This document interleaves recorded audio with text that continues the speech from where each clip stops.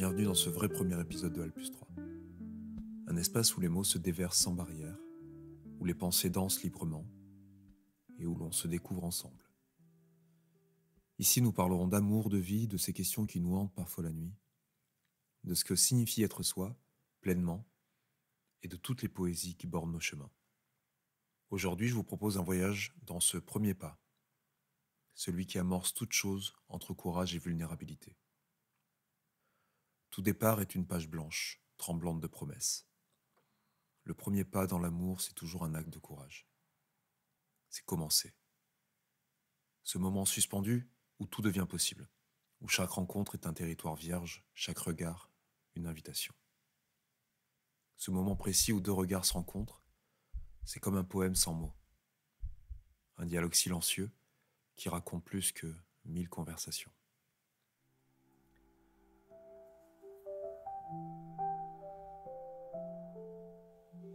Il y a un souvenir qui me revient souvent quand je pense au premier pas.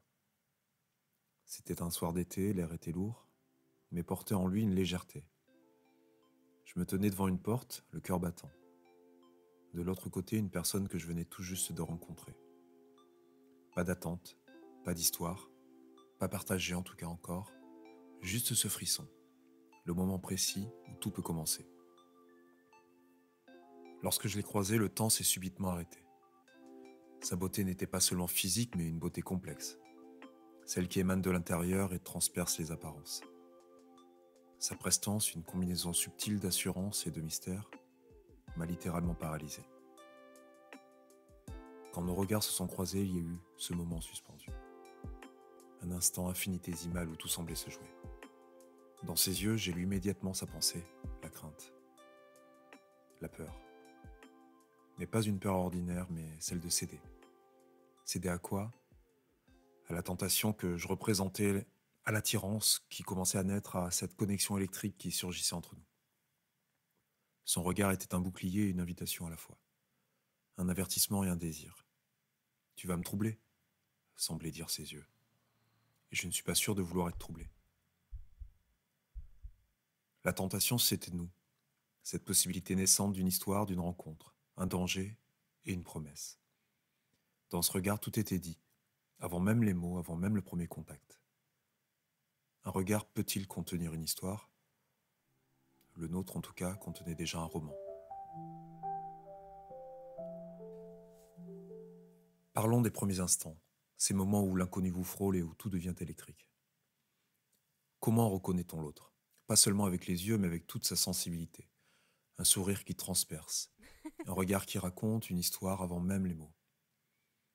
Les premières conversations sont des territoires fragiles. Chaque mot est une tentative. Chaque silence une respiration. On se jauge, on s'apprivoise. On construit des ponts invisibles entre deux solitudes. L'art de la première rencontre, c'est savoir être à la fois vulnérable et protégé. Montrer juste assez de soi pour donner envie d'en découvrir plus. Comme une invitation à un voyage dont on ne connaît pas encore la destination. Qu'est-ce qui nous pousse à avancer malgré l'incertitude ? Est-ce l'espoir de ce fil invisible qui relie le rêve à la réalité ? Ou peut-être juste la nécessité comme une flamme qu'on ne peut ignorer ? Ce soir-là, j'ai franchi cette porte. Ce n'était pas juste une rencontre, c'était la décision de dire oui à l'inconnu. À l'époque, je ne savais pas que ce oui me conduirait ici, aujourd'hui, à partager ces mots avec vous. Se pose ici une question simple. Que signifie être vulnérable ? Dans notre société, on associe souvent la force à l'invincibilité. Pourtant, n'est-ce pas dans nos moments de doute, quand on se dévoile vraiment, que nous sommes les plus humains ?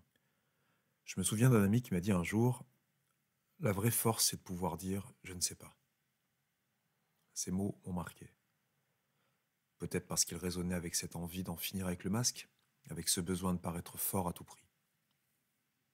Dans un monde où l'on valorise souvent le contrôle, comment accepter de se perdre pour mieux se retrouver ? C'est une question que je vous laisse ici. Peut-être que la réponse viendra demain ou dans un mois, mais peut-être également qu'elle n'a pas besoin de réponse. Poésie. Le premier pas n'a pas de nom. C'est un frisson qui glisse sur la peau. une respiration que l'on retient juste avant le saut. C'est le vide qui appelle le plein, l'écho d'une promesse sans forme. Avancer, c'est tomber un peu, mais c'est tomber vers soi. L'espace d'une seconde, le monde s'ouvre et tout redevient possible. Frémissement de l'âme, c'est picots divins, papillons tremblants sur la chair frémissante, respiration rare, extase haletante, frissons sculptant nos corps comme des parchemins. Ta main, un frisson d'aube, effleure mes désirs, caresse plus légère que mes tendres soupirs. Hésitation pâle, mystique et languissante, ton prénom sur mes lèvres, hymne résonante. Merci d'avoir partagé ce moment avec moi. J'espère que ce voyage vous a permis d'entrevoir une nouvelle lumière sur vos propres premiers pas. Si ce podcast résonne en vous, partagez-le avec quelqu'un qui pourrait avoir besoin d'entendre ces mots. Aimer, c'est accepter de se perdre pour mieux se retrouver. Oser la première étape, chaque grand amour commence par un petit pas. Rendez-vous au prochain épisode où nous parlerons des silences qui en disent long. À très vite. Et toujours, laissez parler votre cœur.